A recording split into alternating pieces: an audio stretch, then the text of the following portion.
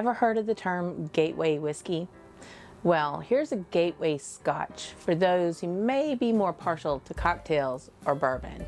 In today's Camp Dram, I'm going to show you something that's very nice on the palate as well as the pocketbook. Stay tuned for this week's Camp Dram, and also at the end we'll do a full tour of all the remodeling we've done at the camp.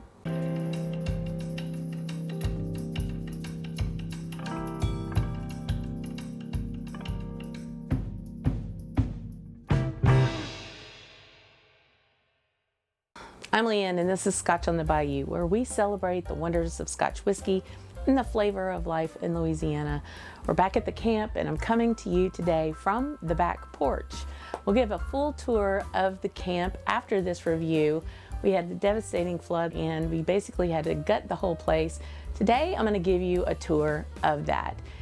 And we're going to be sipping a lovely Scotch that we keep here at the camp at all times.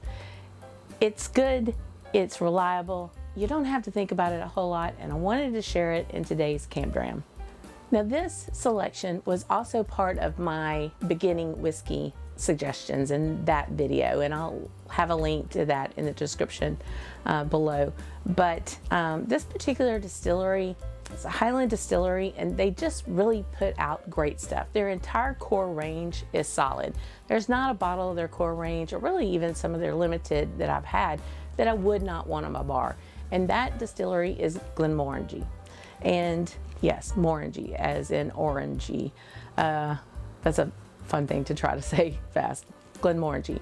And the one thing that we always keep, or one expression we always keep here at the camp and at the house, at the bar at the house, is their 14-year-old Quinta Ruban. This is a port finished expression that is 14 years old. Just the highlights on it is non-chill filtered, of course, at 46%. So I notice I said finish. So it spent some years in port cask, but the majority of its life, like most all of Glenmorangie's core range, spent their time in ex-bourbon casks.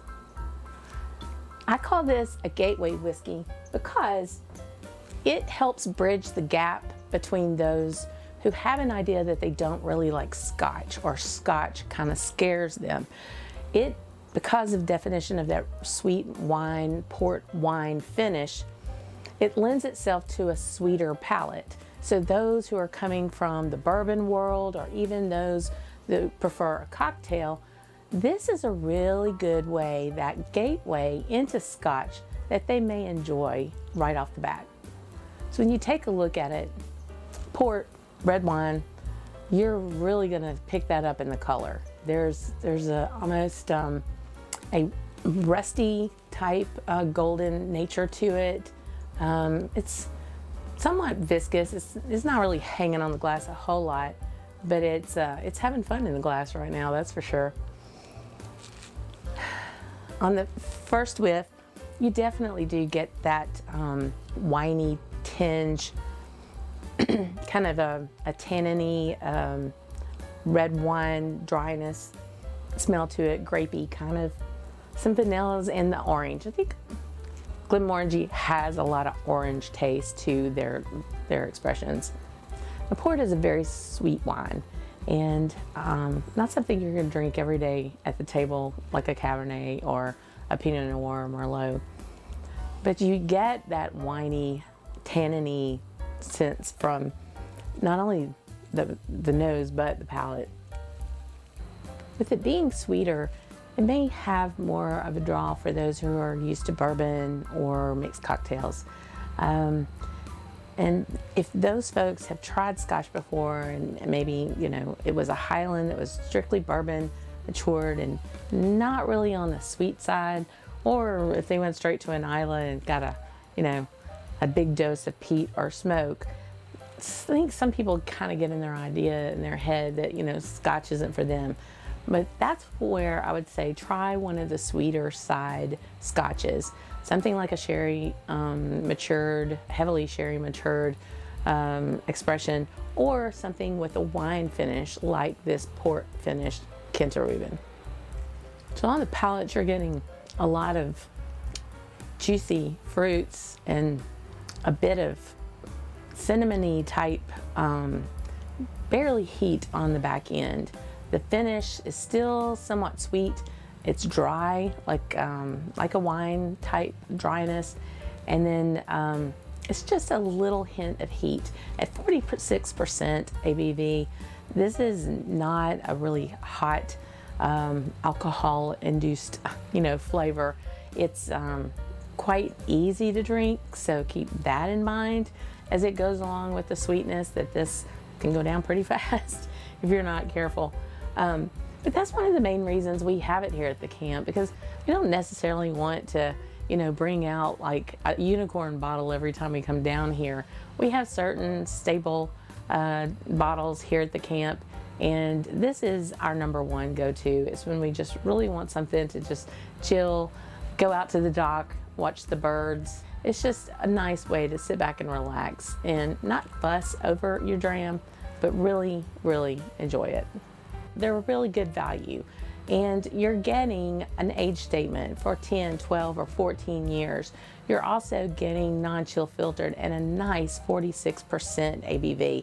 Really valuable, true value whiskey attributes. But you're getting them at a really pretty decent price. And things here in Louisiana are a little higher than in some places when it comes to Scotch whiskey. We're all about the bourbon down here, but those of us who like Scotch, we tend to have to pay a premium for some of these. And this particular bottle, I can get at a location here in Baton Rouge for about $46 a bottle, which is a tremendous value when you look at it being 14 years old and at $46. That is why there's a bottle here in the camp and at home, and because it's economical. It is not cheap, as I mentioned in the beginning whiskey video. Cheap to me means not of great value. This is spectacular value, and yeah, you can tell I kind of like it a lot. Now, the predecessor of this was the 12-year Quinta Ruban.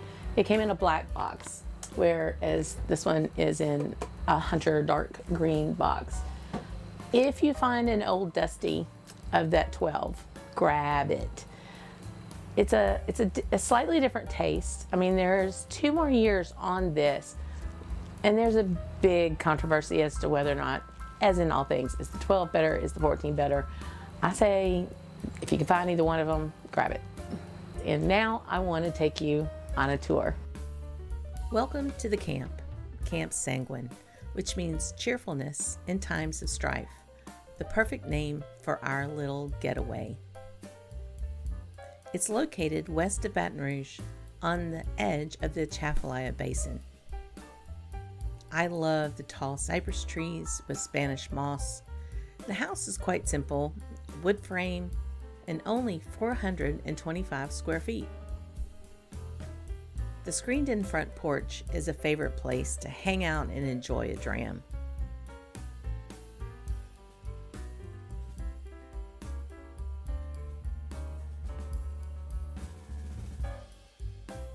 Items like this fishnet, the driftwood, and even the mounted deer, who we've named Rufus, were all found in the river. There's always something new to see here.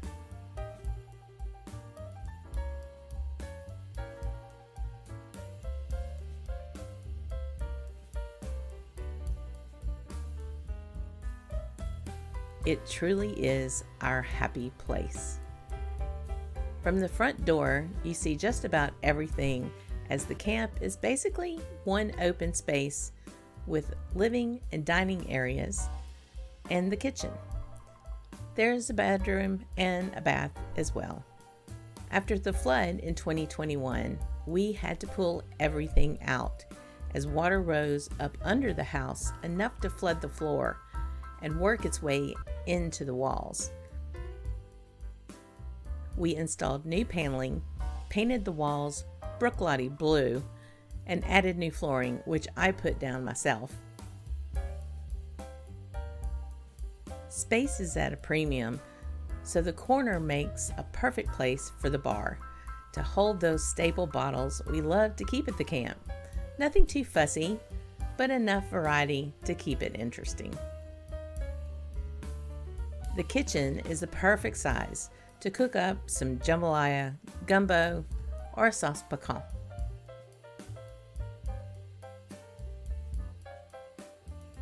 Mark worked like a madman to make it better than it was before. Now onto the back porch, where we are collecting metal signs. I think I need a few from some distilleries.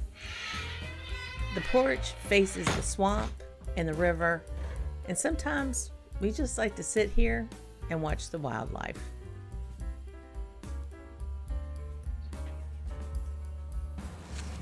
Well, thanks again for being here today. Tell me what you think about this Quinta Ruban. Did you have the 12? You like the 14? What other Glenmorangie do you like? What are good economical selections like this would you make? Leave those thoughts in the comments below. I'd love to hear from you. Thank you again for all that you have helped us get the camp back in order. And until I see you the next time for another Camp Dram, Slàinté, y'all.